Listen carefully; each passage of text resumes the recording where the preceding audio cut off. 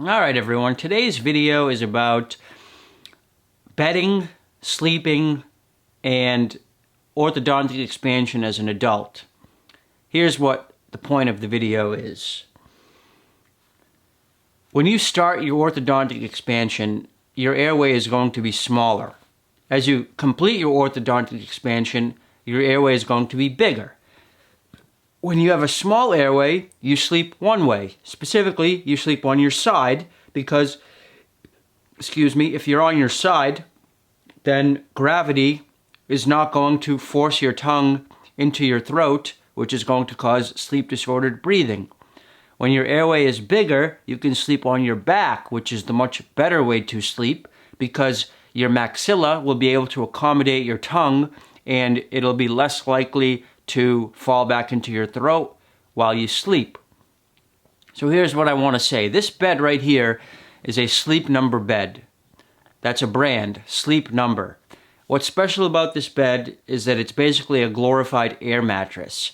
And what it allows you to do is that it allows you to adjust the firmness of the bed using a remote.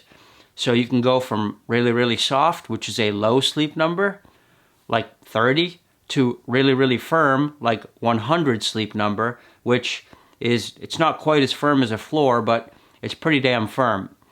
So my experience with this has been the following. I've always preferred to sleep on my back. It's always been on a firm surface. It's always been more comfortable. It's always been, whenever I even start on my side, I end up on my back. Sleeping on your back is more symmetrical. Force is applied evenly across your whole body rather than to just on one shoulder. Sleeping on your back doesn't really require a pillow, which to me has always been very interesting because has mankind really evolved to require a pillow to sleep?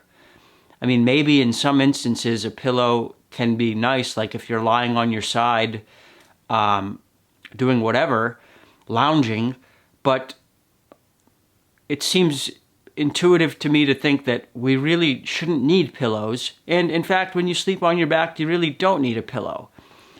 Sleeping on the back on a firm surface, in my opinion, is the natural way to sleep, but it is impossible to sleep that way without a sufficient airway size and basically without a sufficient maxilla size.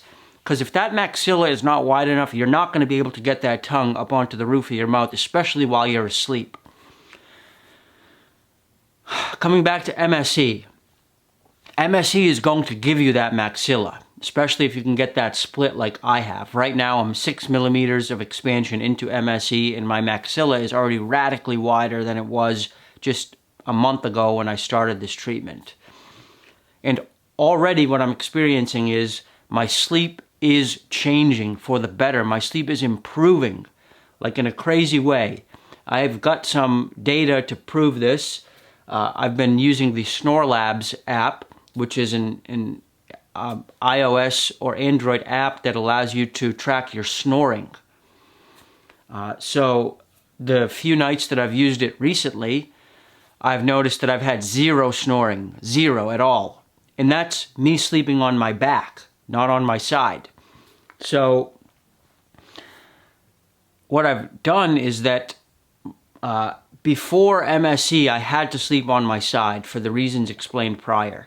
When you're sleeping on your side, you need a softer mattress.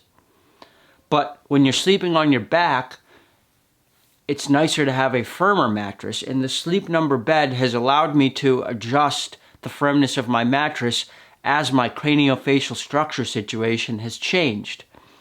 So for anyone who is in the market for a new bed and who's also considering undergoing some process of changing their airway, you should consider a Sleep Number bed because it's going to allow you to be softer in your early stages of treatment and then be firmer in your later stages of treatment.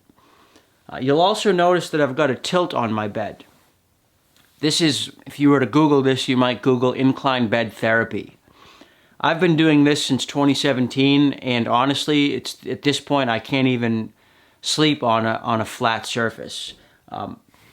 the idea is that it's not natural to sleep on a flat surface, and when you sleep on a slightly inclined surface, basically the head of the bed should be, 5 to 7 inches higher than the base of the bed. It gives you the perfect incline to promote a kind of flow of fluids, I guess a certain type of blood flow throughout the body. Now, I'm not an expert on the science of inclined bed therapy. All I know is that it feels right. It feels right. And when I started doing it in 2017, intuitively, I immediately knew that it was better than sleeping flat, and I just ran with it. So I've got this metal bed frame that I've got on Amazon, and I've got it propped up with a couple of stacks of paper. Like when you buy paper from Staples, it comes in those wrapped packs that are about this thick. I've got several of them under each leg of the bed at the head, and the feet of the bed are sitting flat on the ground. And so that may be something you also want to look into as well. I highly recommend inclined sleeping.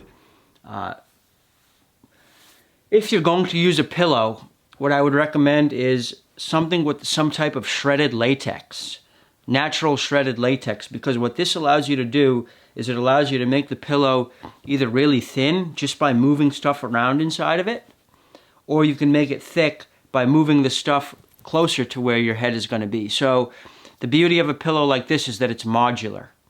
It allows you to make for a really thin pillow if you want to experiment with something lower profile, but also a much fatter pillow if that's what you're feeling, because my experience is that as I've undergone these orthodontic treatments and my mouth has gotten bigger or even smaller at certain points, like when my AGA relapsed, your sleep preferences are going to change, and sleep requires a lot of experimentation. So having modular equipment like an adjustable firmness bed and an adjustable thickness pillow, they allow you to really experiment and find the sleep position that is optimal for you. Also add in an app like Snorelabs, and you can learn a lot about your sleeping.